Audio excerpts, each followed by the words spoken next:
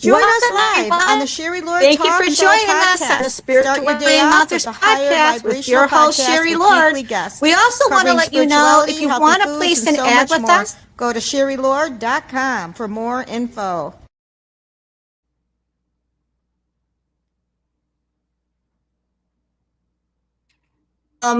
Era, today there's a lot going on with Mercury, so we're just going to wing it today.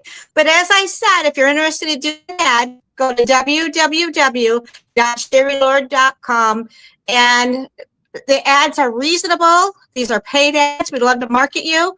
And we're so excited because we are welcoming Lili Fiore, and we love her. She's been on our show before, and she has a wealth of information, and she's really from the heart. I tell you, this lady has many years of experience with dementia and the wellness centers and her life. But I want you to see her topic today will be surviving the holiday conversations with family and friends with dementia. This is a really good topic because a lot of people out there have it, and people don't know how to deal with it. Welcome, Lili. We're so happy to have you back in our show. Oh, I'm thrilled to be back and to see you. You look wonderful. I'm so excited to be here.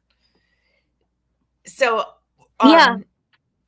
there's lots of things that I will go through, but what I want to do is I want everybody to sit down with your family, your kids, your siblings, whoever, before the holiday parties where you're all going to be there.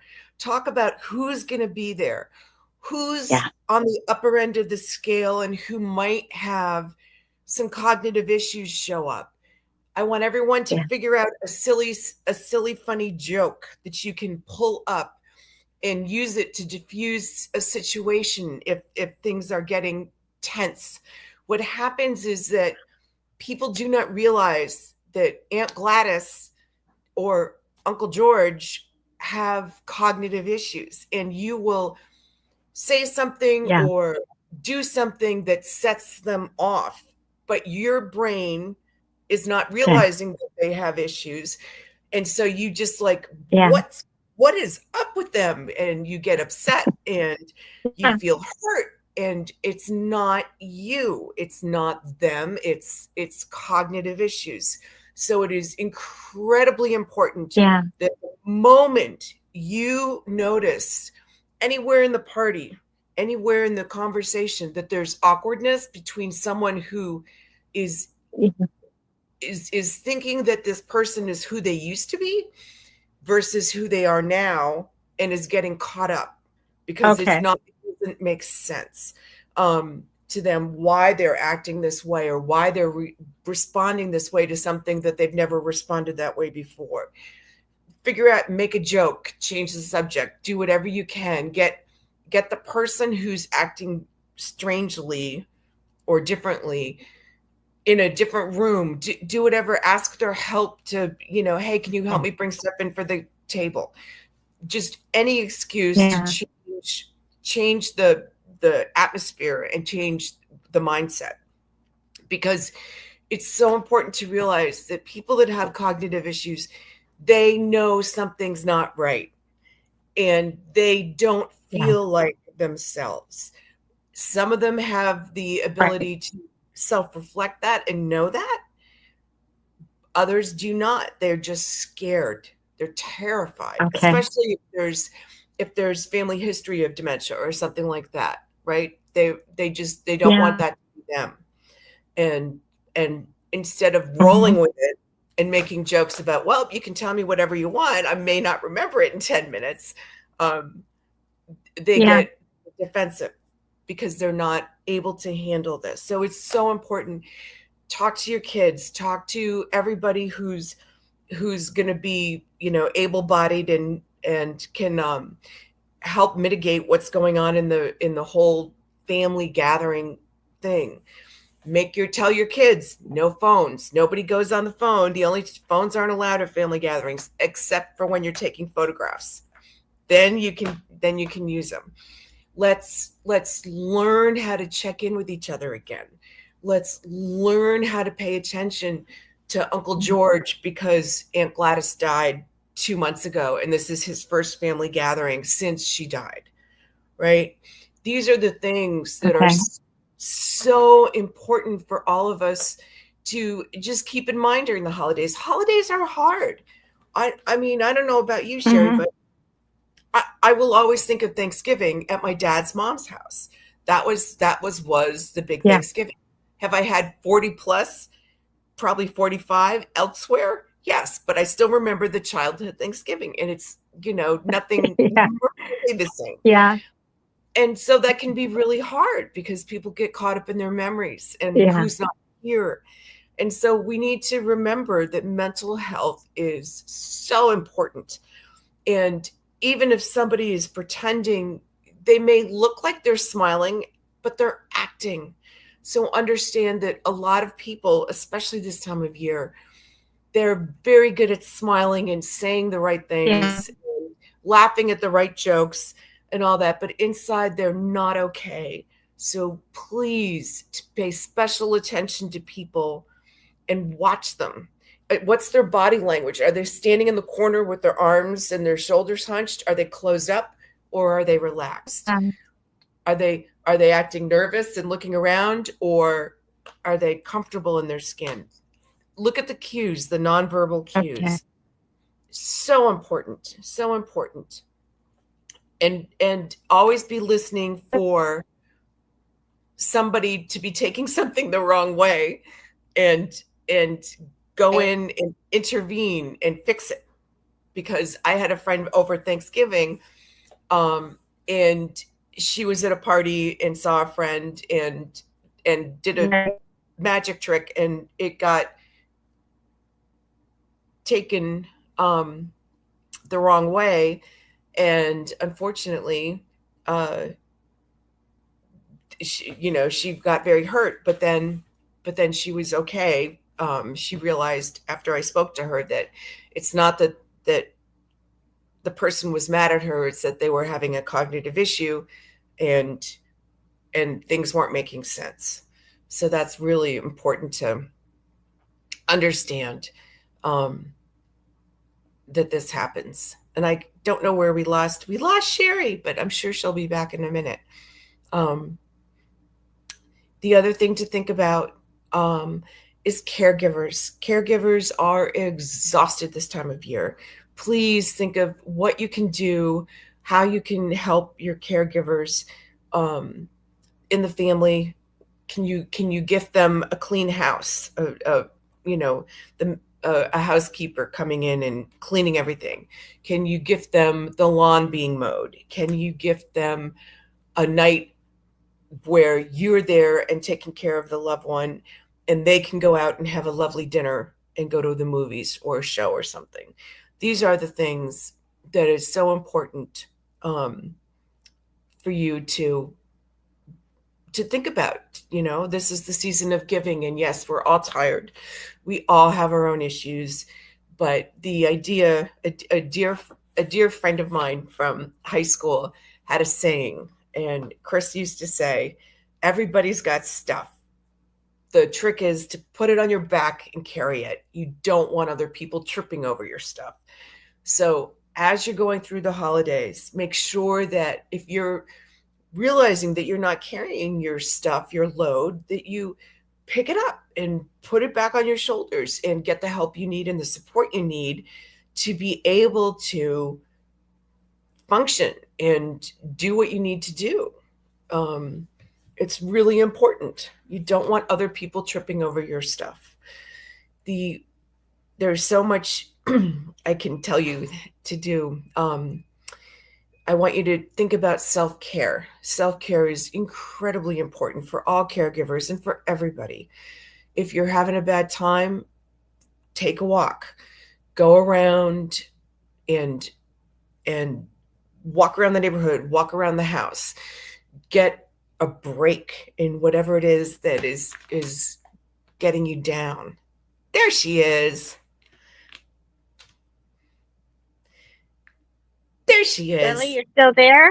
Of course I am. I've been talking all along. So I've been talking about self-care. Oh, I'm so glad I got there's been some technical issues on on this system for some reason, so I apologize. But keep going, because I think this is such an important topic during the holidays. Thank you for keep talking. Thank Oh you my for that gosh, so much. of course, of course. So self-care is so important. Another thing that I want to make you guys realize is, all right, so I know this is kind of hard to see. I put it in front of my red shirt. So this is a cord, okay? I want you to think Yeah. about it. This is a timeline. This is how our brains Okay. usually work.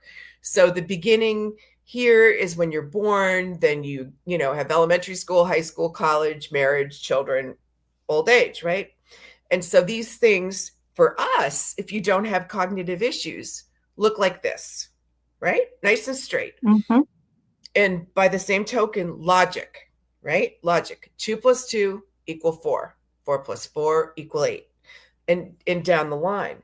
Now, when someone has cognitive issues, whether or not they've been diagnosed, the whole thing turns into a big schnoodle, and everything is touching, right?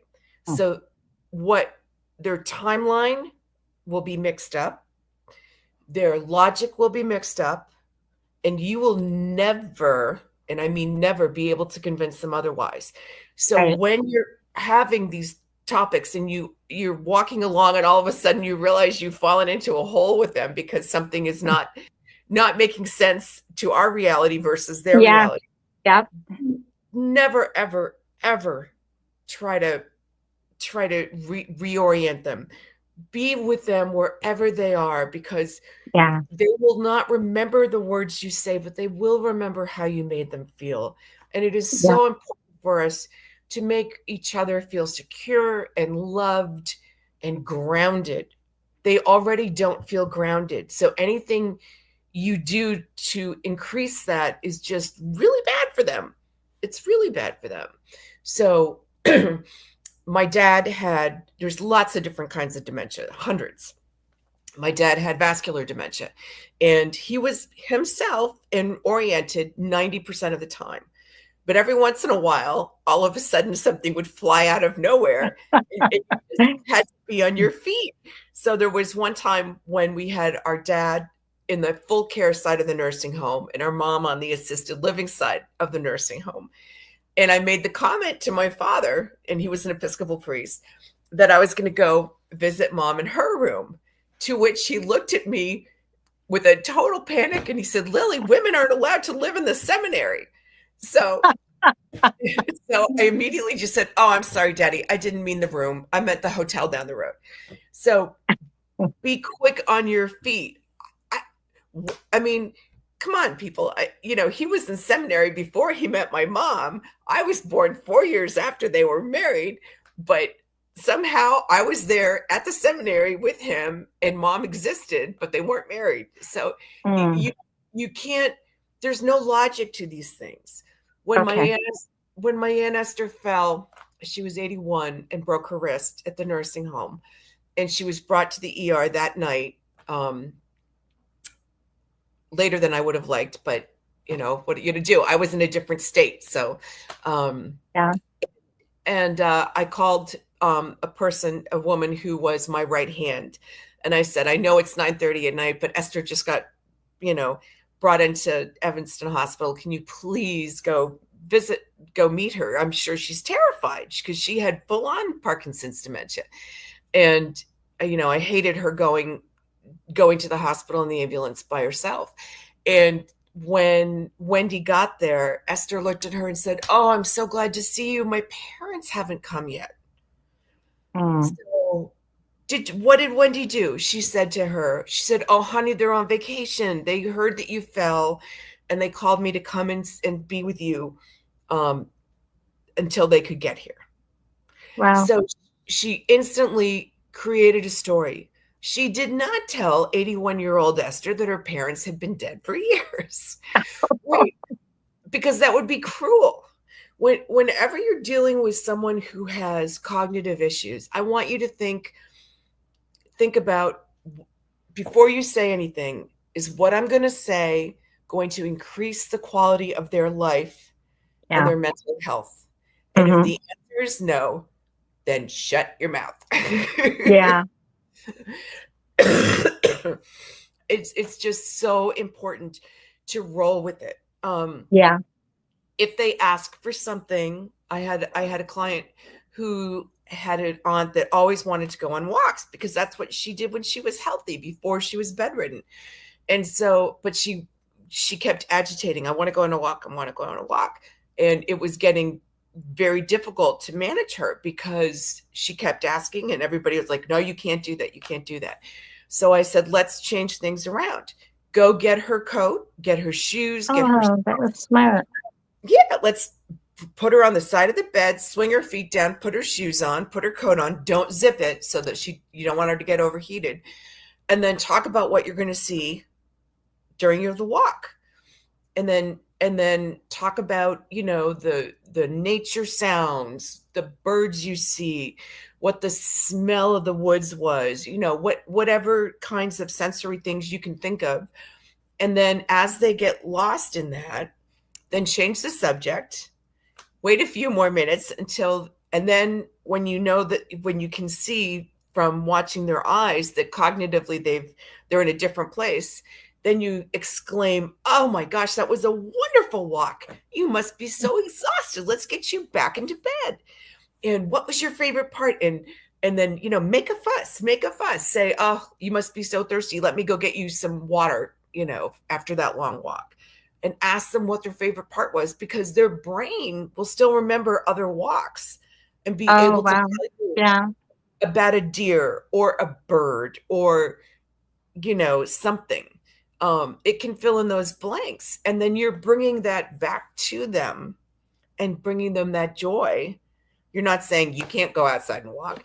You can't even stand. You're not saying those things. You're allowing them to have this lovely, lovely experience of what it was like and to recreate that for them in their head so that they can feel calm and loved and surrounded by things that mean things to them,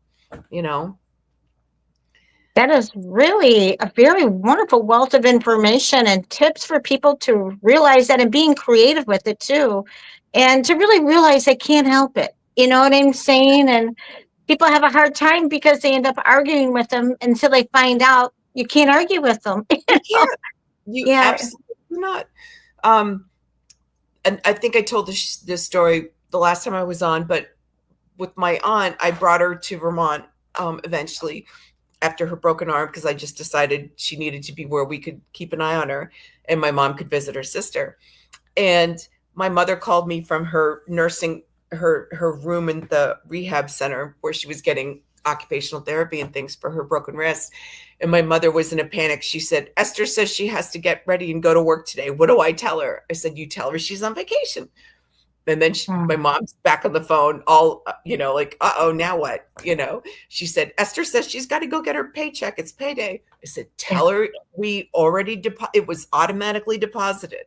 And then she says, Esther said she's got to make sure it's the right amount. I said, tell her I already checked the receipt and everything's fine. Go have a margarita, Yeah. They have problems. And you need to solve the problems and you will never be able to understand the problem. So another time, the only time I did not follow with my dad and do what I should have done, but tried to reorient him. He thought he had been blind for 30 years and he was bedridden because he couldn't move.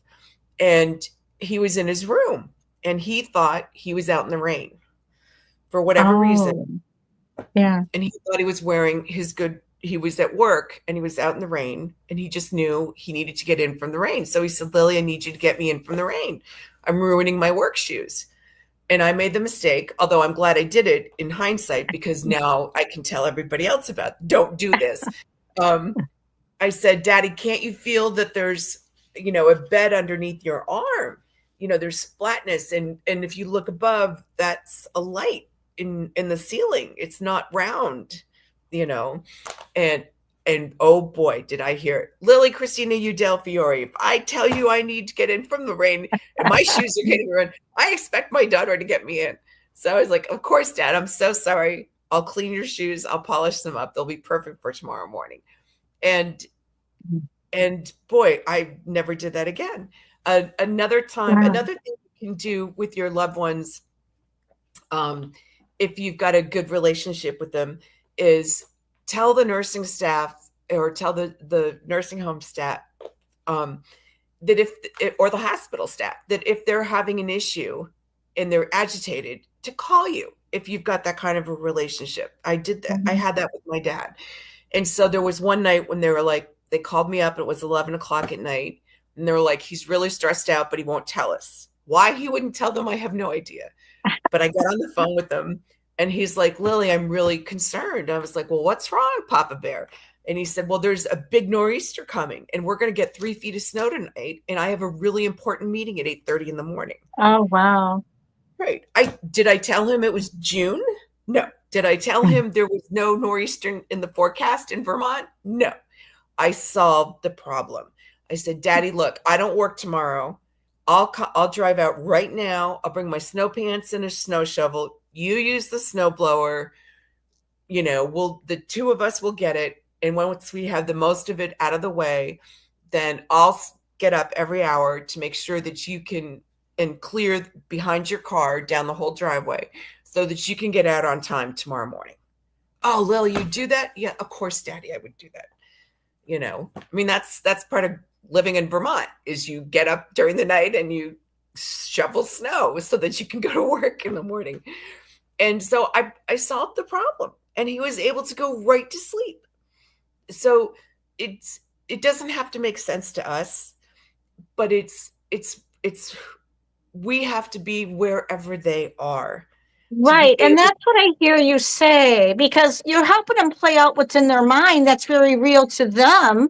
Yes. And I think this is really important for people to get. Yes. And your message is so important right now. There's so many people that are struggling with people with dementia and they don't know how to deal with it, Right. or how to relate to them.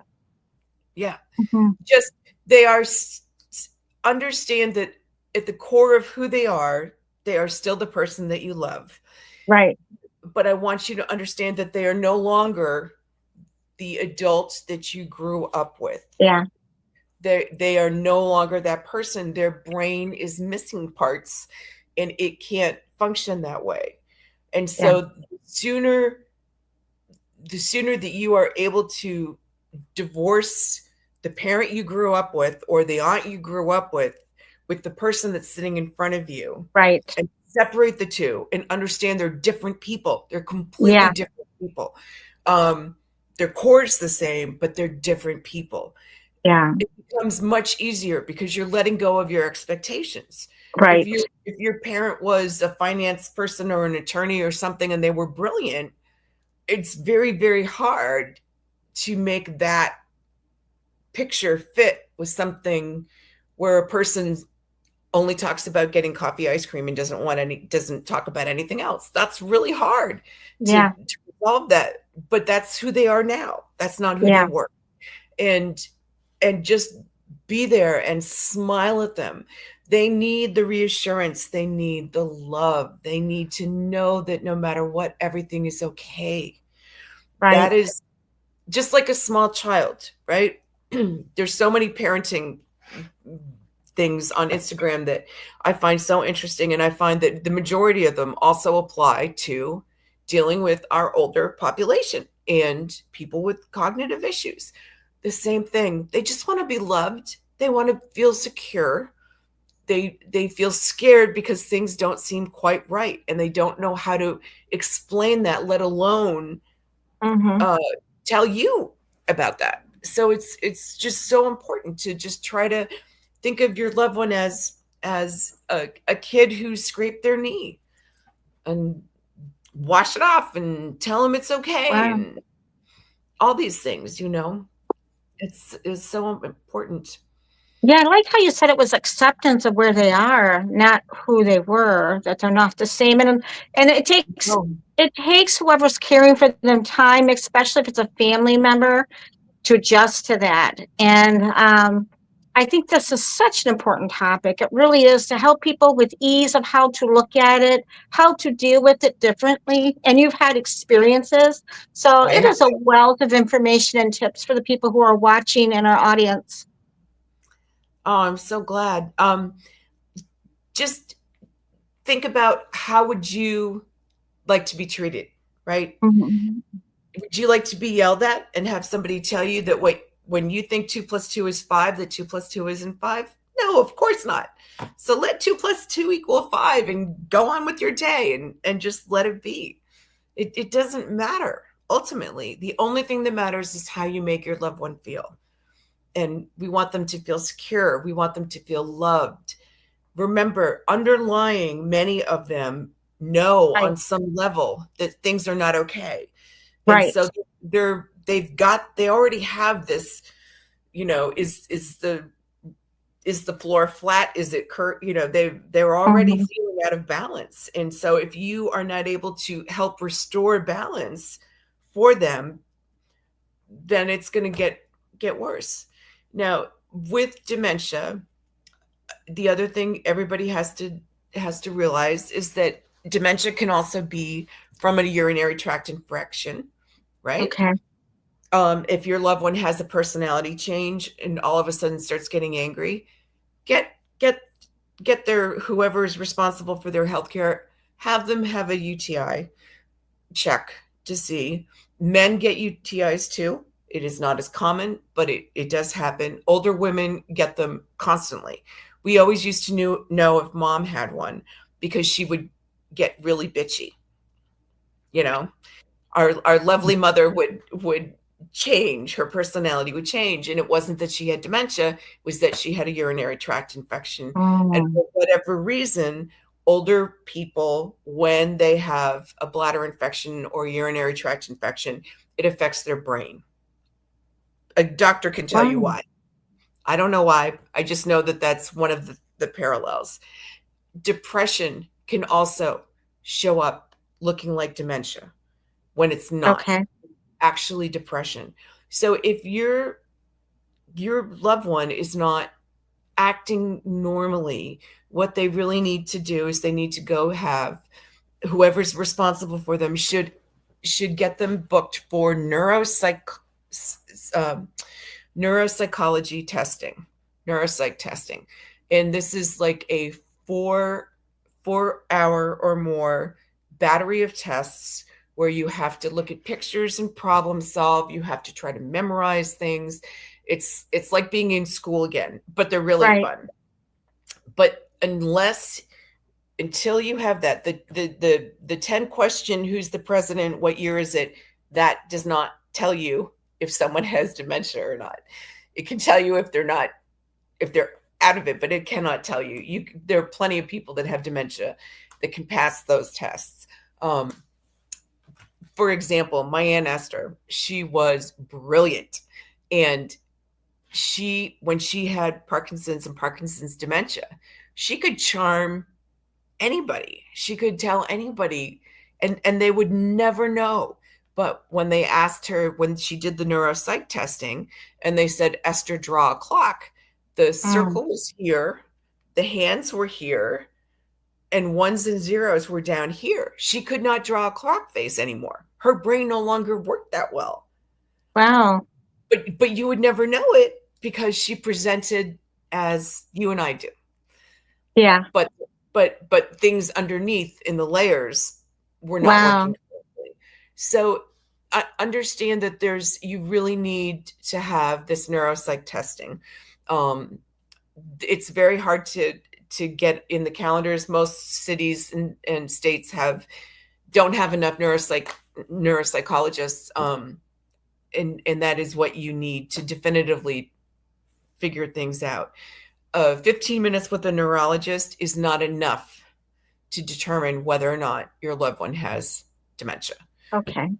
So if somebody you bring them to the neurologist and they say, oh, they're fine, no, go see a different one Okay. and get Get a neuropsych. second opinion. Mhm. Get a second opinion, because I have had clients who, and remember, some neurologists are phenomenal and we adore them, but some are not so phenomenal, and have told clients of mine that ended up being diagnosed with dementia that they were fine, and they were not.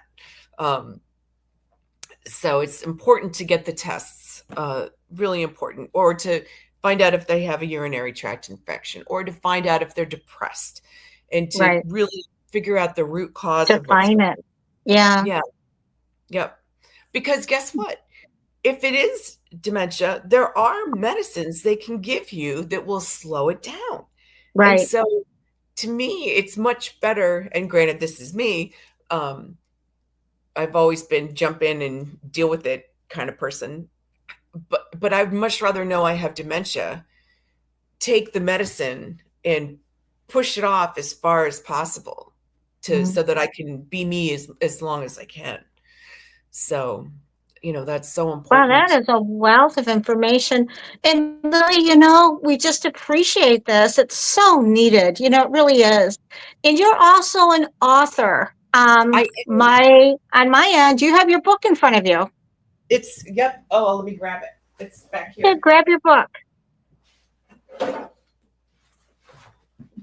Can you bring it up for our audience to see it? Yes. Yes. Tell people about your book and how they can get a hold of your book. Yeah, I'd love to. It's on Amazon.com, Walmart.com, BarnesandNoble.com. And then at the end of the book, it's a workbook, but it's got lots and lots of articles about how to figure out things. But at the end of the book, there's a QR code. So you can scan the QR code and download all the different worksheets to your computer so that you don't have to rip up your book, break your book, and, write in your book, because there's everything you ever needed to know in here. I have tracking sheets for medical issues, different, pharmacy information, care team information, how to write an obituary. And the last chapter is all about grief and the different kinds of grief. And it just has a wealth of information. Everybody has my permission to take the QR code and send it around the world. I care about people being able to be organized caregivers, Yeah, and the name of the book again, and do you have a website too that they can go to? I do. Lili's Caregiver's Guide, and my website is MuchLoveLili.com.